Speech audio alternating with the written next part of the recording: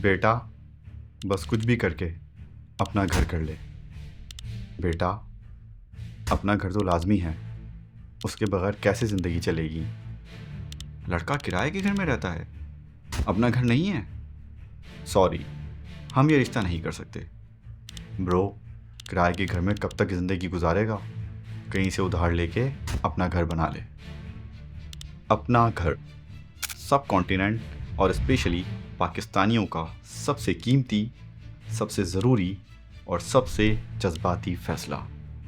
लेकिन इस फ़ैसले को जितना ज़रूरी, जितना फ़ायदेमंद और जितना अच्छा समझा जाता है, क्या यह उतना है भी? आज हम इसी मिथ को बस्ट करने वाले हैं। मैं आपके साथ अपना पर्सनल 6 साल का हाउसिंग एक्सपीरियंस शेयर करूंगा और ये भी बताऊंगा कि किस तरह मेरे एक डिसीजन ने मेरी फाइनेंशियल इंडिपेंडेंस रिटायर अर्ली की जर्नी की शुरुआत रखी। इस वीडियो के एंड तक आप इस काबिल हो जाएंगे कि घर खरीदने के सही रीज़न्स को समझ सकें और घर खरीदने का फ़ैसला आप जज्बात की बुनियाद पर नहीं, बल्कि इस बुनियाद पर करें कि क्या आपके लिए इस वक्त ये फ़ैसला लेना बेहतर है या नहीं। कुछ दिन पहले मैंने ये ट्वीट किया जिस पे काफ़ी ज़्यादा इंगेजमेंट आई।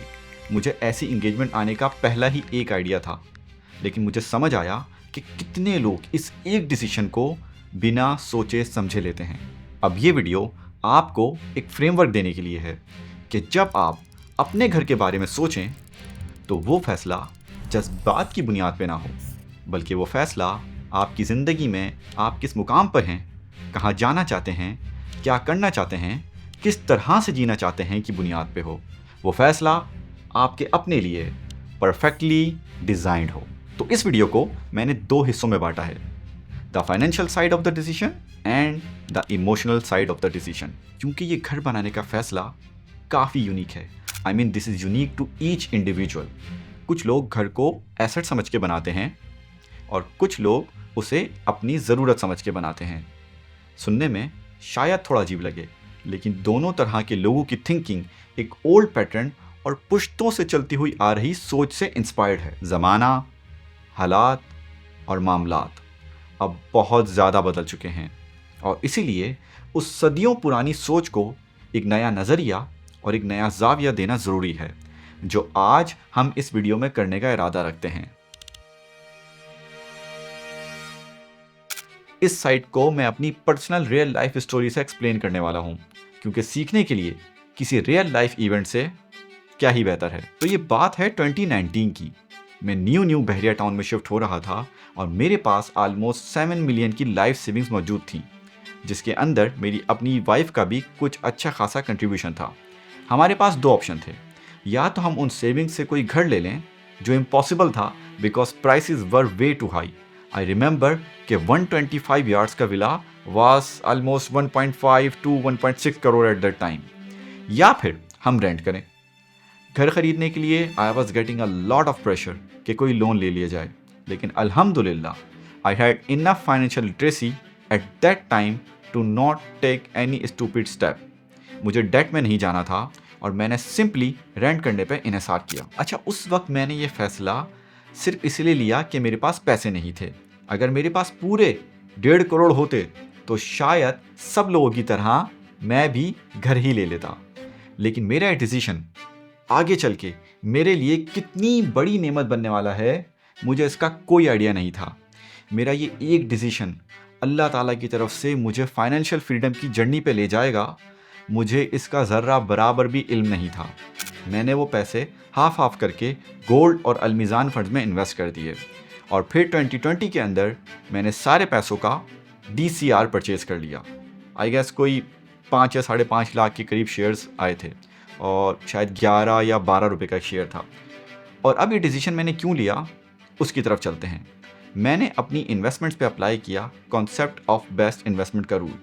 इसका मतलब ये है कि आपके पास जो भी सेविंग्स होती हैं उसको आपने इस तरह से इन्वेस्ट करना है कि आपको रिटर्न मैक्सिमम हो और उसके अंदर आपको रिस्क को भी नेग्लेक्ट नहीं करना। मैंने सिंपली वो 70 लाख उठा के डॉल्मेन सिटी रीट में इन्वेस्ट कर दिए।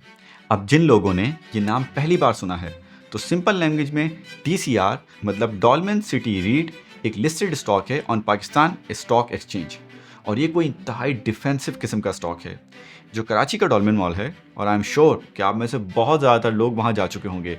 तो बेसिकली आप उस मॉल के जो रेंट होता है वहाँ के शॉपकीपर्स और ऑफिस से उसमें पार्टनर बन जाते हैं। इन सिंपल टर्म्स ये ऐसा ही है कि आपने एक कमर्शियल प्रॉपर्टी लेके उसे रेंट कर दिया। हर 3 मंथ बाद मुझे DCR का डिविडेंड मिलता और उसमें से मैं अपने घर का रेंट भर देता था। तो इस तरह से मुझे रेंट की कोई टेंशन नहीं थी और ना ही मुझे कोई लोन लेना पड़ा। लेकिन ये कहानी यहाँ ख़त्म नहीं होती। फास्ट फॉरवर्ड 6 ईयर्स, आज मेरे पास सेम क्वांटिटी ऑफ शेयर्स हैं। जो शेयर 11 रुपये का था आज वो 30 रुपये का है। और 6 साल पहले मुझे हर 3 महीने बाद जो 1-1.5 लाख रुपए का डिविडेंड आता था, इमेजिन करो आज वो कितना होगा। तकरीबन 3.5 लाख। जी हाँ, आज वो 70 लाख ऑलमोस्ट 1.8 CR बन चुके हैं। और इस टाइम में जो टोटल डिविडेंड मैंने अर्न किया है वो ऑलमोस्ट शायद कोई 60 से 65 लाख के करीब है। मतलब समझ लो कि मेरी ओरिजिनल अमाउंट तो मेरे पास ऑलमोस्ट डिविडेंड की सूरत में वापस आ गई है। और जो कैपिटल एप्रिसिएशन हुआ है वो अलग। अभी नंबर्स पे मुझे पकड़ मत लेना, ये थोड़े आगे पीछे हो सकते हैं। तो बेसिकली इस टाइम मेरे घर के रेंट से लेके मेरी यूटिलिटीज़ और मेरी ग्रोसरीज का कुछ पोर्शन पैसिव इनकम से ही चलता है। अब प्लीज़ कल जाके DCR मत परचेज कर लेना। This is not an investment advice but my own personal story. समझो उस टाइम के अंदर मैं लोन लेके घर ले लेता, आज तक मैं वो लोन चुका रहा होता, मेरी लाइबिलिटीज़ में इजाफा हो चुका होता, एक टेंशन होती मेरे सर पे, और खुदा न ख्वास्ता अगर इनकम आना बंद हो जाती तो वो मसला अलग। आज मैं अगर चाहूँ तो अपने इन्वेस्टमेंट पोर्टफोलियो को कैश आउट करके उससे बड़ा घर ले सकता हूँ, क्योंकि इस पूरे टाइम में BTK की प्रॉपर्टी की वैल्यूज़ बढ़ने के बजाय बहुत ज़्यादा कम हो गई हैं। लेकिन मैं ऐसा हरगिज़ नहीं करने वाला और ना कभी करूँगा, क्योंकि उस एक डिसीजन से मैंने बहुत कुछ सीखा और मैं आपको इस वीडियो में वही सीख देने की कोशिश कर रहा हूँ। I am a pro renter because buying a house in Pakistan doesn't make sense for me and I will tell you why. तो ऐसा हुआ क्यों? अब इसको थोड़ा ना नंबर से समझ लेते हैं। और आपको पता है हमें नंबर्स बिल्कुल नहीं पसंद, तो हम इसको बिल्कुल ऐसे समझेंगे कि एक 10 साल के बच्चे को भी समझ आ जाए। पाकिस्तान में रेजिडेंशियल एरियाज की मैक्सिमम रेंटल यील्ड होती है 3 to 5% depending on location and stuff. BTK की rental yield is even lower than 1% because it's a suburb and it's far away from city. तो अम्मार भाई, ये रेंटल यील्ड का क्या मतलब है? अभी समझाते हैं। रेंटल यील्ड को आप सिंपली समझिए ईयरली रिटर्न ऑन इन्वेस्टमेंट। मतलब समझ लो कि अगर आपका घर 1 करोड़ रुपए का है और वो आपने किराए पर दिया हुआ है और हर मंथ आपको 30,000 किराया आता है, तो 30,000 इंटू 12 मंथ्स बना 3,60,000। और अब आपने 1 करोड़ को डिवाइड करना है 3,60,000 से और मल्टीप्लाई करना है 100 से, तो बना 3.6%।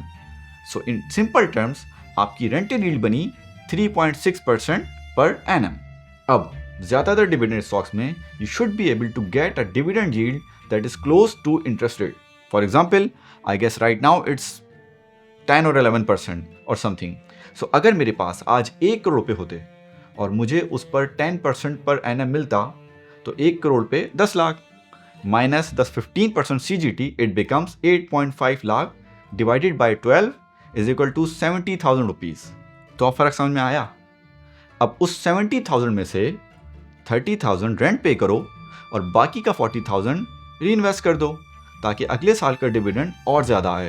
अब कंसीडर करो, if you keep this continued for 10 years the compounding will be amazing. This is exactly what your bro is doing. तो अगर किसी के पास ये ऑप्शन होता कि या तो अपनी सारी इन्वेस्टमेंट का एक घर ले लो या फिर उसी घर को रेंट कर लो 3.5% यील्ड पे, तो आप बताओ कौन सा डिसीजन बेहतर है?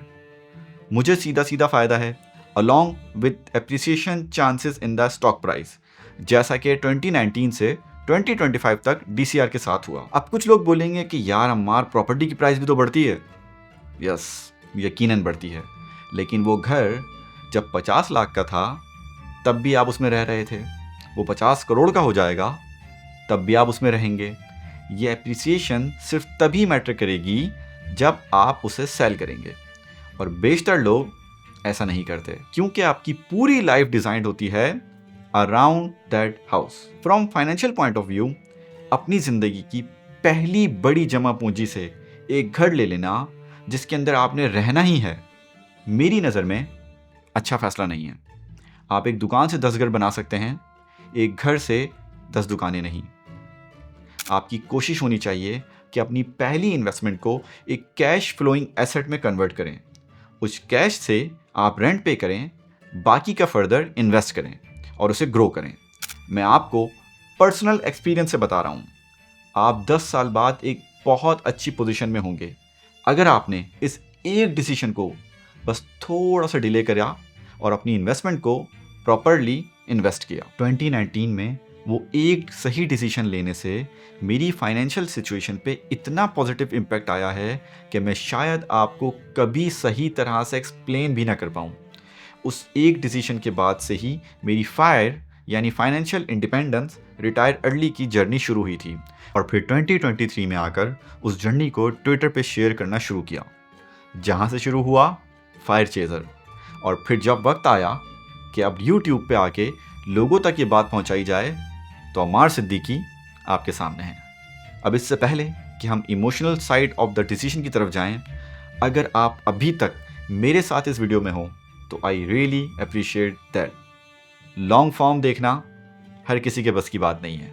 It will help me if you press that like and subscribe button on the video. और हाँ, वीडियो के एंड में there is a very special announcement about something amazing I have prepared for all of you. तो ये थी मेरी कहानी, लेकिन ये सब नंबर्स सुनने में जितने अच्छे लग रहे हैं, ये सब कुछ जितना आसान लग रहा है उतना होता नहीं है। और वो इसलिए क्योंकि इस डिसीजन की दूसरी साइड पहली से ज़्यादा हिकमत मांगती है। जिंदगी के 3 बड़े फैसले आपको हमेशा बहुत ज़्यादा सोच समझ के लेने चाहिए। Who you marry, where you live, who you work with.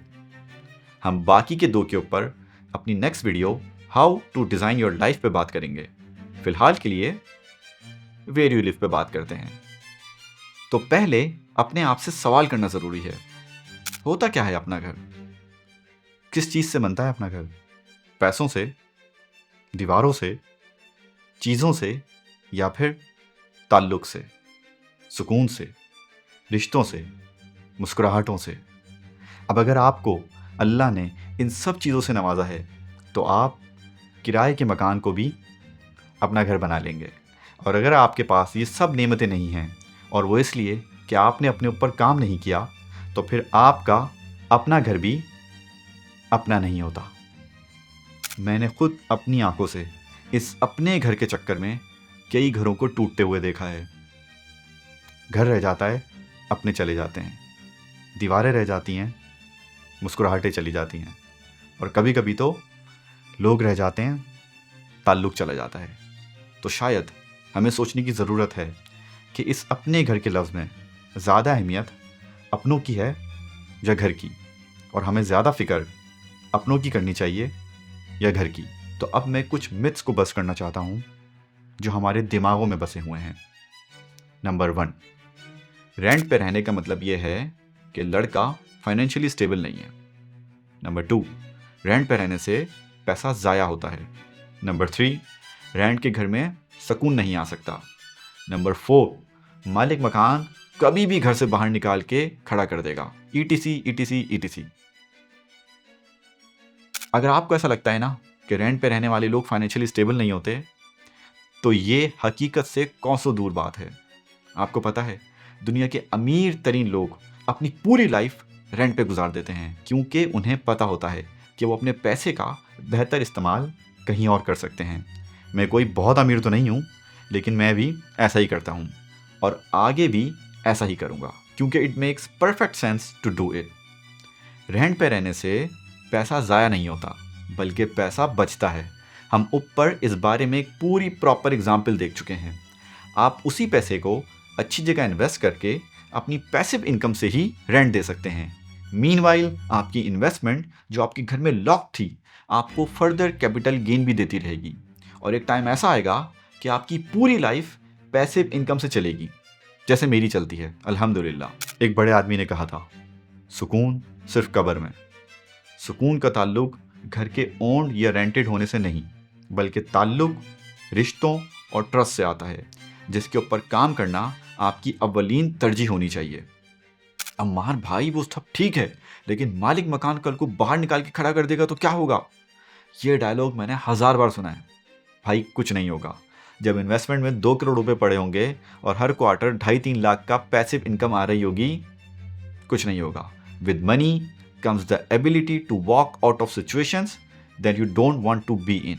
और वैसे भी यहाँ एक बार बंदा रेंट पे घर दे दे तो लोग किराया ना देने के बावजूद नहीं निकलते हैं। और मज़े की बात बताऊँ, हमारा दिमाग जब भी हम कोई ऐसा डिसीजन लेने वाले होते हैं तो खामखाई के सिनेरियोज बनाता है। कोई मालिक मकान नहीं चाहता बार बार टेनेंट चेंज करना। मैं 6 साल से रेंट पे रह रहा हूँ, आज तक किसी लैंडलॉर्ड ने ऐसा नहीं किया। As far as you keep the commitment and your end of the contract. ये जो ज़्यादातर मिथ्स है ना, ये पुराने टाइम में हमारे आबाओ वाजदाद जिस तरीके से ज़िंदगी गुजारते थे उसकी वजह से बने हुए हैं। पहले एक आदमी कमाता था, 5 बंदे खाते थे।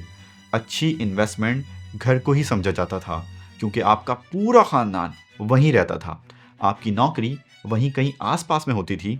एक एक गली में ख़ानदान के 10-10 घर होते थे। फुप्पो खाला सब की सब एक ही इलाके में रहते थे। तो हमारे जहन इस चीज़ के लिए ट्रेन हो गए कि हमारा जीना मरना अब इसी मोहल्ले, इसी इलाके, इसी गली और इसी घर में होगा। अभी भी कुछ ऐसे लोग मौजूद हैं जो अपने बच्चों से ताल्लुक़ तोड़ने को तैयार हैं, लेकिन कसम से अपना घर छोड़ने को तैयार नहीं। आज भी घर के नाम पे बहनों और भाइयों में लड़ाइयाँ होती हैं, और बाज़ औक़ात तो बात जान लेने और देने तक आ जाती है। तो सवाल ये पैदा होता है कि कहीं हमारे दिमागों में अपने घर की डेफिनेशन गलत तो नहीं है। अब मैं आपको एक नया नज़रिया देना चाहता हूँ, वो नज़रिया जिस पे मैं ख़ुद अमल करता हूँ। ये मेरी डिज़ाइन योर ओन लाइफ की फ़िलॉसफ़ी का एक पार्ट है। हो सकता है कि आप में से बहुत सारे लोग इससे कनेक्ट करें, और हो सकता है कि बहुत सारे ना कर पाएँ, and that is totally fine. मेरे पास एक अच्छा घर ख़रीदने की हैसियत होने के बावजूद मैं रेंट पे रहता हूँ, और ये फ़ैसला मैंने बहुत सारी चीज़ों को सोच समझ के लिया है। मैं वो सब चीज़ें आपके साथ शेयर करता हूँ ताकि आपको एक आइडिया हो सके। मेरे लिए ये बात बहुत इंपॉर्टेंट है कि जिस सोसाइटी में मेरे बच्चे बड़े हो रहे हैं वो कैसी है। With rent, I have the ability to decide wherever I want to raise my kids.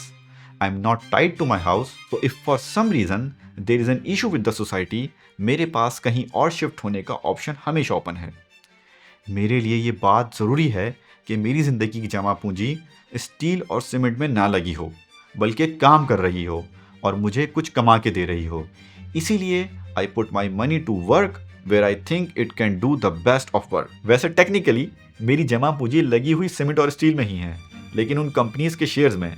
I'd rather be an investor than a consumer. मेरे लिए ये बात बहुत इंपॉर्टेंट है कि मैं फ्लेक्सिबल रहूं, लिक्विड रहूं, मेरी फैमिली मेरे साथ रहे। कल को अगर मेरे बच्चे या मेरे माँ बाप बोलें कि हमें यहाँ वहाँ जाना है, तो मैं नहीं चाहता कि वो सिर्फ इस वजह से अपना डिसीजन ना ले पाएँ कि अब्बू अम्मी मूव नहीं करेंगे या मेरा बेटा मूव नहीं करेगा। पाकिस्तान में सोसाइटीज़ का कुछ भरोसा नहीं है। कहीं पे डुप्लीकेट फाइल्स, कहीं पे बारिश का पानी और कहीं कुछ और। मैं अपना जहनी सुकून इस चीज़ में महसूस करता हूँ कि मैं लिक्विड रहूँ। अगर कहीं भी कोई मसला आया, उठा के दूसरी जगह मूव हो गए। जिन लोगों ने अपनी ज़िंदगी भर की जमा पूंजी BTK में लगाई थी, आप उनसे जाके पूछें वो किस हाल में हैं। मैं एक रिमोट वर्कर हूँ, मेरे बच्चे स्कूल नहीं जाते, मेरे वालिदैन रिटायर्ड हैं, तो मुझे किसी जगह पे बंद के रहने की ज़रूरत ही क्या है। आप सोच नहीं सकते कि एक अनचेन्ड लाइफ जीने का क्या मज़ा होता है जब आपको किसी भी चीज़ ने बांध के न रखा हो। पिछले 6 सालों में मैं बहरिया के अंदर ही 2 बार घर चेंज कर चुका हूँ। इसलिए नहीं कि लैंडलॉर्ड ने कहा, इसलिए कि मेरे बेटे बड़े हो रहे थे। अम्मी को और बेगम को गार्डनिंग का शौक़ था, तो मैंने सोचा कि एक ऐसा घर हो जहाँ पे गार्डन थोड़ा बड़ा हो, ताकि बच्चे भी खेल पाएँ और अम्मी के शौक़ भी पूरा होता रहे। मुझे इस बात से कोई फ़र्क नहीं पड़ता कि लोग मेरे घर आएँ और बोलें, हाय कितना बड़ा घर है आपका। मुझे ये सुनने का कोई शौक़ नहीं है। मुझे कोई फ़र्क नहीं पड़ता कि कोई क्या समझता है। इसलिए मैं लोगों की फ़िक्र से आज़ाद हूँ, क्योंकि मेरी फैमिली मेरे साथ है। मैं अपने अम्मी अब्बू का अच्छा बेटा, अपने लाइफ पार्टनर का एक अच्छा शरीक हयात, अपनी बहनों का एक बेहतरीन भाई और सबसे बढ़ के अपने बच्चों का सुपर हीरो हूँ। और सच बताऊँ, बस वही मैटर करता है। तो ये सब सुन के आपको कुछ समझ आ रहा है? आपको समझना ये है कि मैंने अपनी पूरी सिचुएशन को पहले एसेस किया है, मुझे क्या चाहिए, मुझे क्या नहीं चाहिए, और उसके बाद मैंने एक बहुत ही calculated bespoke knowledge based decision लिया है जो मेरी लाइफ को सपोर्ट करता है, जो मेरी ज़िंदगी गुजारने के तरीके को सपोर्ट करता है, जो मेरी प्रायोरिटीज़ को सपोर्ट करता है, मेरे गोल्स को सपोर्ट करता है। अपना पैसा एक जगह फंसाने और डेट में जाने के बजाय मैंने उसे इन्वेस्ट करा हुआ है। वो मेरे लिए काम कर रहा है और मेरे रेंट से लेके मेरी ग्रोसरीज तक वही पे करता है। अब अगर मैं इसे 5 से 10 साल और ग्रो होने दूं तो शायद वो मुझे इस काबिल भी कर देगा कि मैं 2 घर ले सकूं। तो क्या मार भाई, आप कभी भी अपना घर नहीं लेंगे?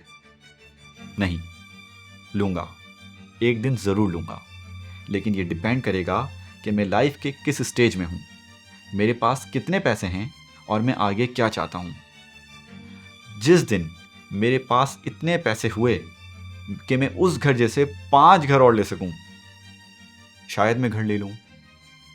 जिस दिन मेरी फैमिली ने मुझे कहा कि अम्मार, हमें ये मुल्क, ये शहर, ये सोसाइटी और यहाँ के लोग बहुत अच्छे लगते हैं, हमें इनके साथ रहने में, ज़िंदगी गुजारने में, शेयर करने में बहुत मज़ा आता है, शायद मैं घर ले लूं। जिस दिन मुझे लगेगा कि अब मैं रिटायर हो जाना चाहता हूँ एक हरी भरी ज़मीन और साफ़ सुथरी हवा में, शायद मैं घर ले लूँ। जिस दिन मुझे लगा कि घर लेके भी मेरी फाइनेंशियल सिचुएशन पे कोई फ़र्क नहीं पड़ेगा, शायद मैं घर ले लूँ। लेकिन अभी ये डिसीजन लेना बहुत ज़्यादा जल्दबाजी होगी। दुनिया बहुत तेज़ी से बदल रही है और उसके साथ बदल रही है हमारी सोच, हमारे रहन सहन, हमारी आदतें, हमारे खाने और कमाने के तरीके और हमारे बच्चों के लिए आने वाली अपॉर्चुनिटीज़।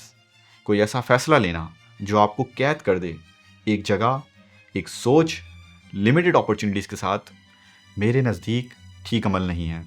लोग अपनी ज़िंदगी का सबसे पहला काम घर बनाने का करते हैं और फिर पूरी ज़िंदगी उसे घर के इर्द गिर्द सारे फ़ैसले लिए जाते हैं।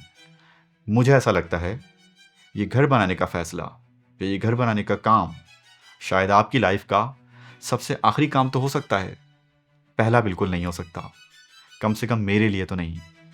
अब इस वीडियो को बनाने का मकसद ये नहीं था कि मैं आपको डिस्करेज करना चाहता हूँ घर बनाने से। इसका मकसद बस ये था कि आप अगर ये फ़ैसला ले रहे हैं तो सिर्फ इसलिए ना लीजिए कि सब लोग ऐसा ही करते हैं। आप एक यूनिक इंडिविजुअल हैं। आप ये फ़ैसला अपनी ज़रूरियात, अपनी ख्वाहिशात और जिस तरह आप ज़िंदगी गुजारना चाहते हैं उसके हिसाब से लें।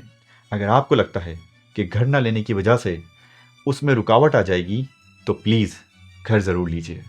लेकिन अगर आप ये फ़ैसला इसलिए ले रहे हैं कि आपके नज़दीक घर ख़रीदना अच्छी इन्वेस्टमेंट है, आप ये फ़ैसला इसलिए ले रहे हैं कि ये सबसे ज़रूरी काम है, आप ये फ़ैसला इसलिए ले रहे हैं कि सब ऐसा ही करते हैं, तो प्लीज़ थोड़ा रुकिए और सोचिए, शायद आप एक ज़्यादा बेहतर फ़ैसला ले सकें। अब बस मुझे आपके 2 मिनट और चाहिए। मैं आपके साथ थोड़ी सी दिल की बात करना चाहता हूँ।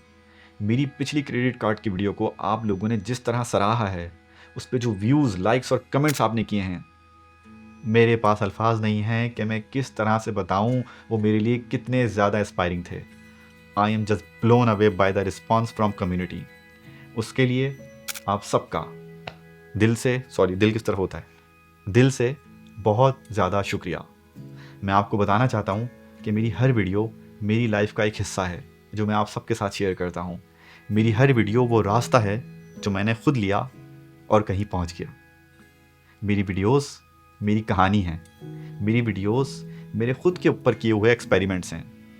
एक एक स्क्रिप्ट को लिखते वक्त मुझे अपनी पुरानी यादों में जाना बहुत अच्छा लगता है, क्योंकि मेरे जहन में वो सिर्फ यादें हैं, लेकिन एक बार वो स्क्रिप्ट की शक्ल में आ जाएं तो आपके लिए एक नई वीडियो, मेरे लिए शायद सदका जारिया और किसी और अम्मार के लिए शायद फाइनेंशियल फ्रीडम का वो रास्ता जो आज से 10 साल पहले ये अम्मार ढूंढ रहा था।